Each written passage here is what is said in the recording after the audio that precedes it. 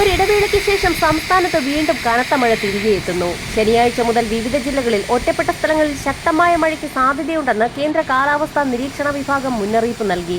കനത്ത മഴ കണക്കിലെടുത്ത് വിവിധ ജില്ലകളിൽ യെല്ലോ അലർട്ട് അടക്കം പ്രഖ്യാപിച്ചു കഴിഞ്ഞു. തിരുവനന്തപുരം, കൊല്ലം, പത്തനംതിട്ട ജില്ലകളിൽ ഒറ്റപ്പെട്ടയിടങ്ങളിൽ ശക്തമായ മഴയാണ് പ്രവചിച്ചിട്ടുള്ളത്. കനത്ത മഴ കണക്കിലെടുത്ത് ജാഗ്രതയുടെ ഭാഗമായി ഈ ജില്ലകളിൽ ശനിയാഴ്ച യെല്ലോ അലർട്ട് പ്രഖ്യാപിച്ചു. തിങ്കളാഴ്ച വിവിധ ജില്ലകളിൽ ശക്തമായ മഴയാണ് പ്രവചിക്കുന്നത്. തിരുവനന്തപുരം, കൊല്ലം, ആലപ്പുഴ ജില്ലകളിലാണ് കനത്ത മഴ പ്രവചിച്ചിട്ടുള്ളത്. ജാഗ്രതയുടെ ഭാഗമായി ഈ ജില്ലകളിലും യെല്ലോ അലർട്ട് പ്രഖ്യാപിച്ചിട്ടുണ്ട്. ബംഗാൾ ഉൾക്കടലിൽ രൂപം കൊണ്ട ചുഴലിക്കാറ്റ് സാധ്യതയെ തുടർന്ന് ആൻഡമാൻ നിക്കോബാർ ദ്വീപുകൾക്ക് മുന്നറിയിപ്പ് നൽകിയിരിക്കുകയാണ് കേന്ദ്ര കാലാവസ്ഥാ നിരീക്ഷണ വിഭാഗം. അടുത്ത 48 മണിക്കൂറിനുള്ളിൽ ഇത് വടക്കോട്ട് നീങ്ങുകയും തുടർന്ന് മ്യാൻമാർ, ബംഗ്ലാദേശ് തീരങ്ങളിലൂടെ വടക്ക് പടിഞ്ഞാറ് ദിശയിലേക്ക് നീങ്ങാനും സാധ്യതയുണ്ടെന്ന് കാലാവസ്ഥാ നിരീക്ഷണ വിഭാഗം അറിയിക്കുന്നു.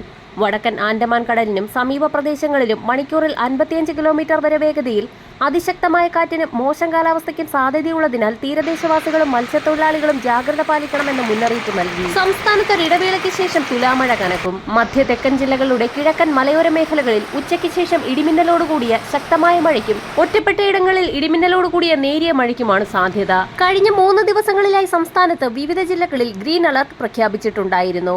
മുന്നറിയിപ്പിന്റെ ഭാഗമായി തെക്കൻ ജില്ലകളിൽ വിവിധയിടങ്ങളിൽ ഇടവിട്ടുള്ള നേരിയ മഴ റിപ്പോർട്ട് ചെയ്തിട്ടുണ്ട്.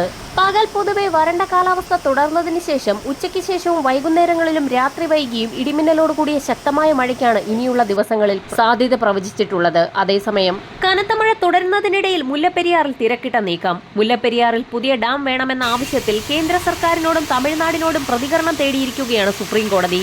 മുല്ലപ്പെരിയാർ അണക്കെട്ടിന്റെ കാലാവധി പഠിക്കാനും എന്ന് ഡീകമ്മീഷൻ ചെയ്യണമെന്ന് നിശ്ചയിക്കുന്നതിനും അന്താരാഷ്ട്ര ഡാം സുരക്ഷാ സംഘത്തെ നിയമിക്കാൻ നിർദ്ദേശം നൽകണമെന്നാവശ്യപ്പെട്ടുള്ള ഹർജിയിൽ ചീഫ് ജസ്റ്റിസ് BR ഗവായ് അധ്യക്ഷനായ ബെഞ്ചാണ് നോട്ടീസ് അയച്ചിരിക്കുന്നത്. അതേസമയം സംസ്ഥാനത്ത് തീരദേശ മേഖലകളിൽ അതീവ ജാഗ്രത പ്രഖ്യാപിച്ചു. കള്ളക്കടൽ പ്രതിഭാസത്തിന്റെ ഭാഗമായി ഉയർന്ന തിരമാലകൾ കാരണം കടലാക്രമണത്തിന് സാധ്യതയുള്ളതിനാൽ തീരദേശവാസികളും മത്സ്യത്തൊഴിലാളികളും അതീവ ജാഗ്രത പാലിക്കണമെന്ന് ഇൻവോയ്സ് മുന്നറിയിപ്പ് നൽകി. വരും മണിക്കൂറുകളിലെ കാലാവസ്ഥാ മുന്നറിയിപ്പുകൾക്കായി ചാനൽ സബ്സ്ക്രൈബ് ചെയ്യാൻ മറക്കാതിരിക്കുക.